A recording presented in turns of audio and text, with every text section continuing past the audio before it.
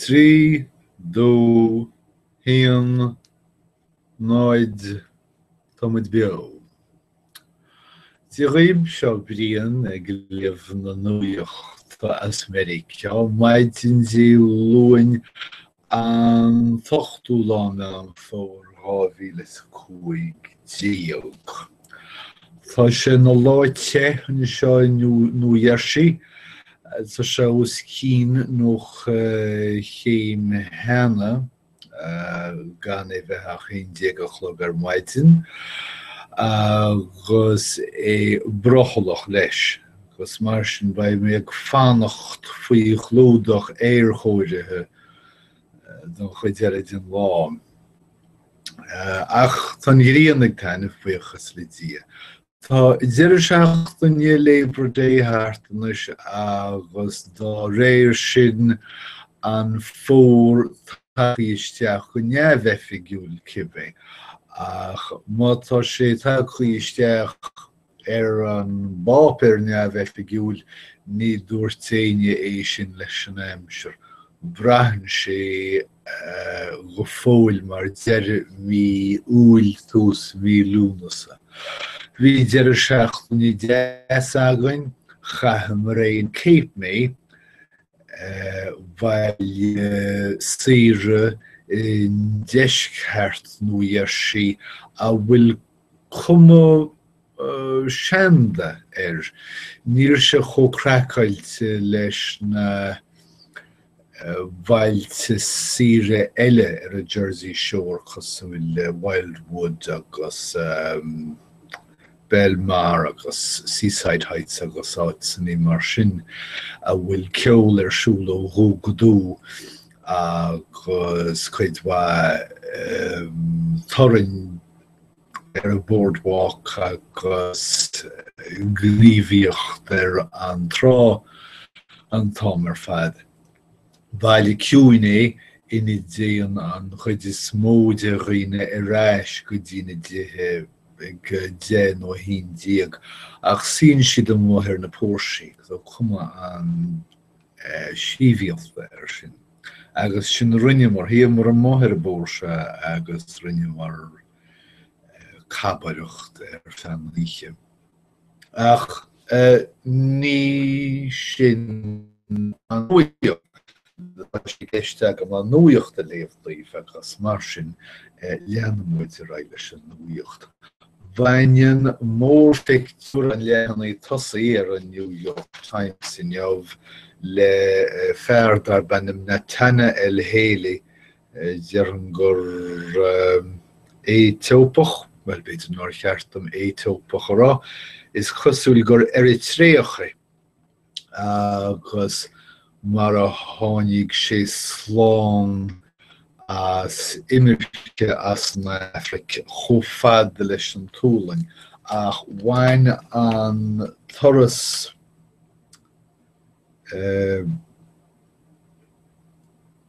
bhí cuid codannaí sa turas ina meas seola tras na meánmhara agus taistil tras na Eorpa ar féin bus agus siúl. Ach mar a deir an ceantheidil is braithn sé meascán de bhuíochas agus oscailt súl inis. Chúi sé faoin na súistí ar a bhealach ón Afric chun na Eorpa, ach tar éis dó an turas ar fad a dhéanamh ní bhreathnaigh sé gur a bhiú é. Bhreathnaigh sé scaite amach ó phobal na súlainne, tá deacracht dhéige leis a teanga agus tá imní ar faoi fostannaí agus faoi na bhaintir.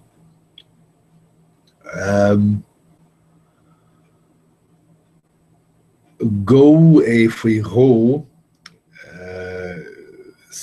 te ganjevlach bhealach ó thua ag firghonna srac $50,000 ó na bhaintir agus is cosúil gur rud chuitianta an sracracht seo I dúsceart na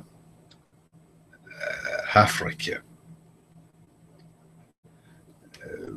Ach tháinig sé tríd agus thóg sé bhád rudaí Oileán Lampedusa sa bhliain 2013 bhí sé ar bhád íscaireachta scagach a raibh faightíos ar faoi go raibh sé faoi ámar bith a tháinig sé tríd. Ach bhainneann an scéal seo is dócha leis an réaltacht agus na réaltachtaí a bhainneann le saol nua na nimmirceach san Eorop.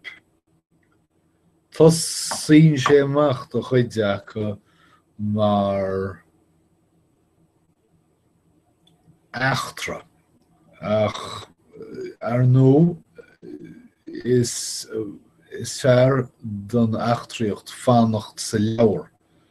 Nuair a héann tú tríd na achtraíocht fóla míonn tú sách sciobfaí go mbaineann pian agus tuirse agus bás le achtraíocht go minic freisin agus gur minicí na daoine olca ag buachan. Ach sin is tá scéalta eile nach dúriscítar san Nuachtán inniuh faoin chaon a bhfuil an Gearmáine gur na tíre orpacha eile a haingt le chéile chun chomhfholasaí a chur le chéile. Ach níor tháinig tada as go fóill. Tá ceithre scéal os cían an ile inniuh, mar is an dúiltá scéal bhainteach le rás na huachtaránachta agus sa chás seo bhainneann sé le Hillary Clinton agus mar atá siise géirí feachtas hiantú. Ní hé go bhfuil si ag titim chun deirí ach go bhfuil faightíos irse go bhfuil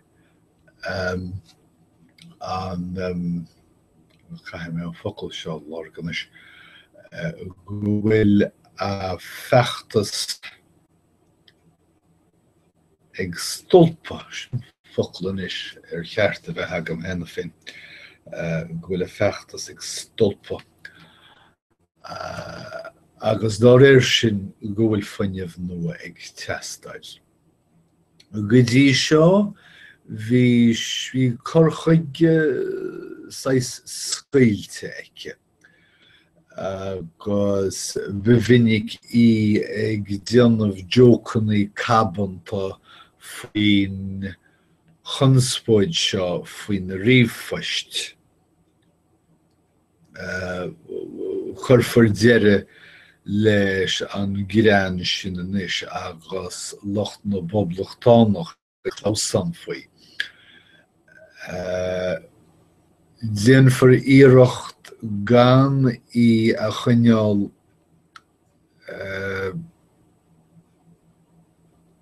amach ó na takeóirí nó na slúite ar a laghad mar is cosúil go raibh seo ag cormochú ar roiine go raibh sí seachantach seachas cáirtúil agus dearann go raibh an ceart acu.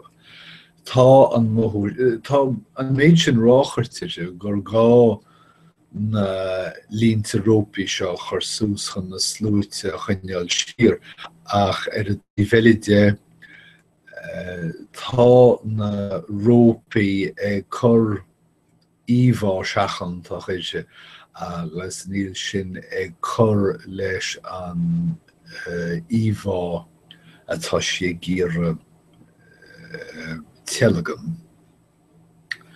Cibé go tuban tuigeann sí go bhfuil rásán agus go bhfuil gairí Harbor i gcomparáid cibé le Bernie Sanders an tíorthóir well dear an ró liberálach ach níl mé gúsáid ró sa chuí na neistíre go dtí béarla. Tá sé ró liberálach sa chial go bhfuil sé bhád amach ar an taobh sin ach níl sé amarcach in éacha. Ach do dhaoine lánacha cosúla Clinton dear an go bhfuil sé ró liberálach.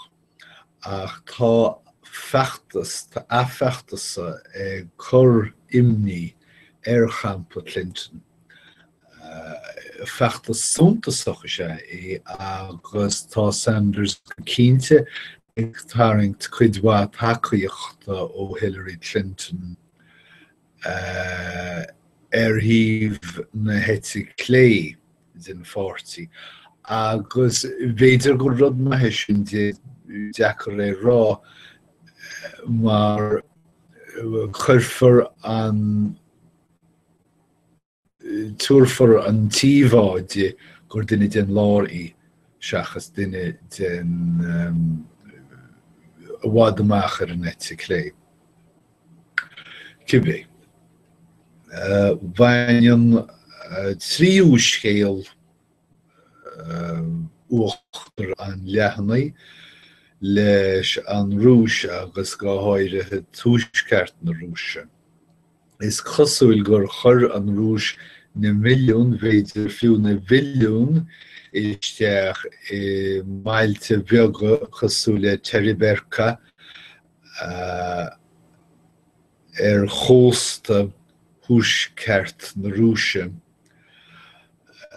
Ach má sé fanan an bhaile sin lomrathe ní léir gur bhfuil airgid mór isteán go fóla achar.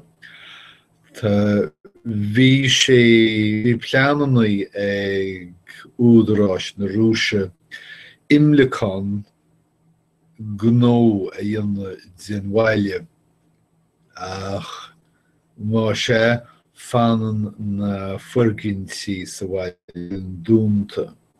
Plean aimime nach é gan éon dat agus fair pléad an na údaráis tuairt faoi ach níor tháinig Gazprom agus níor tháinig na chomhlachtaí eile go dtí an bhaile. Rud a ágan go bhfuil an tinfrastruchtúr an tá bhóis mór an nua gar bhé lecha chun freastal ar an trácht nár tháinig ach sin méid.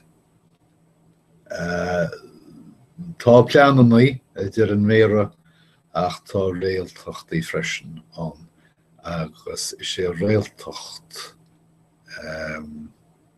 ná go bhfuil an bhaile fós go lomrathe agus a bhíon ar a thosa seo dem líon nó hin. Scéal gnéim scéal náisiúnta le impleachtaí móra atá sa cheartú scéal os cían an uile san Nuachtáin agus baineann sé leis an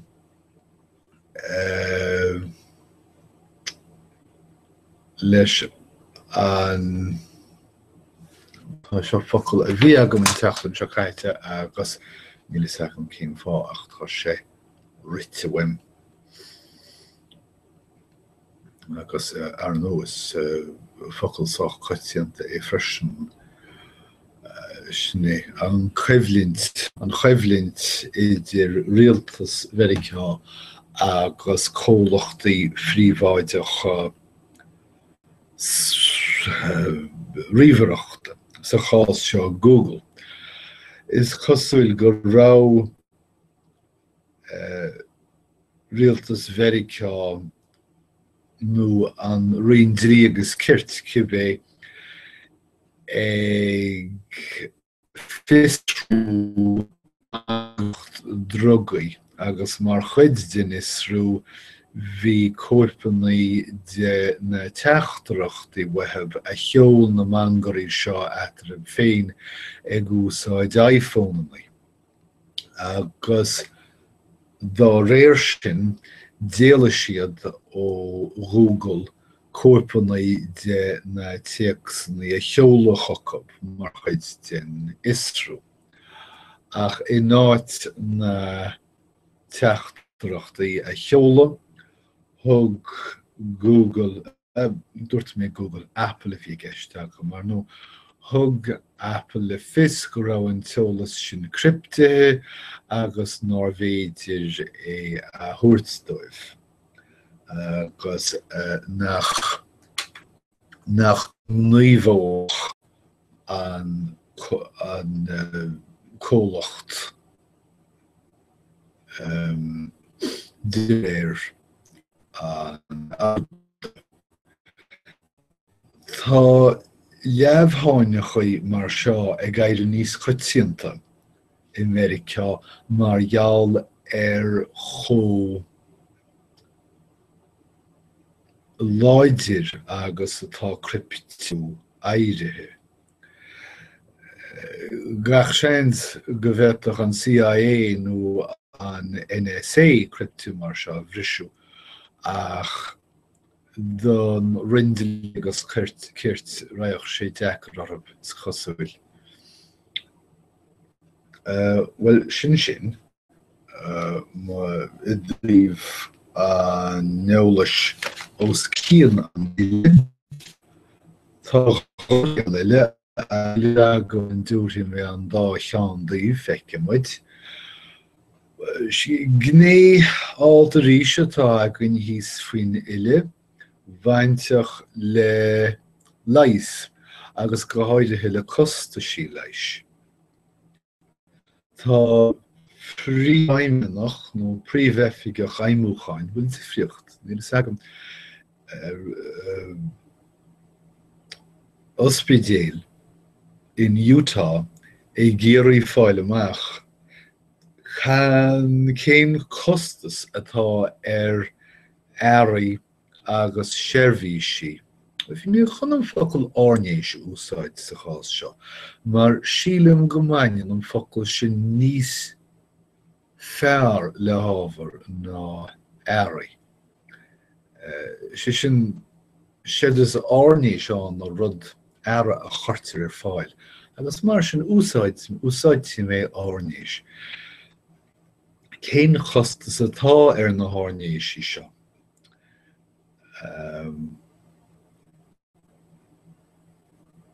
Churú iontas riine os sí an chur na ceiste seo. Le néchar. Cé bhéad a chosnaíonn sé nóméad a chathebh san MRI nó san X-rathú, nó cé bhéad a chosnaíonn gríomlín.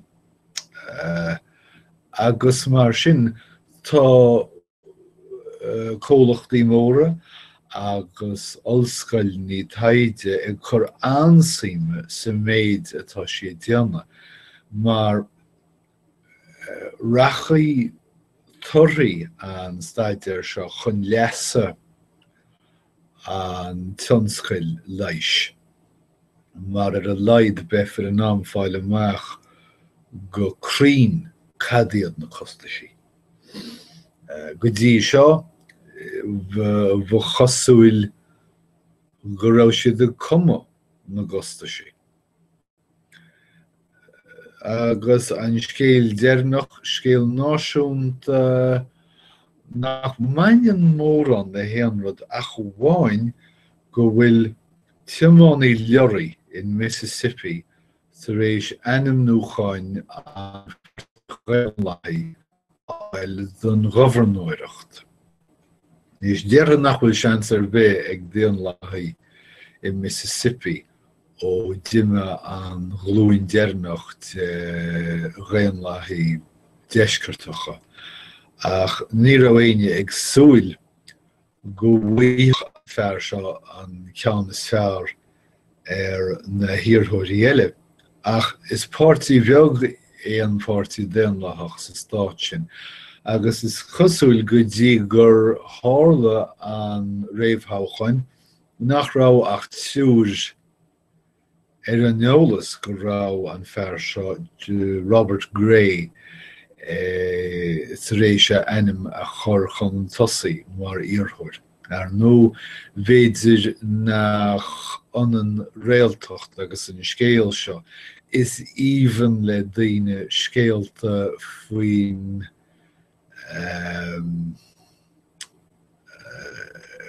fearís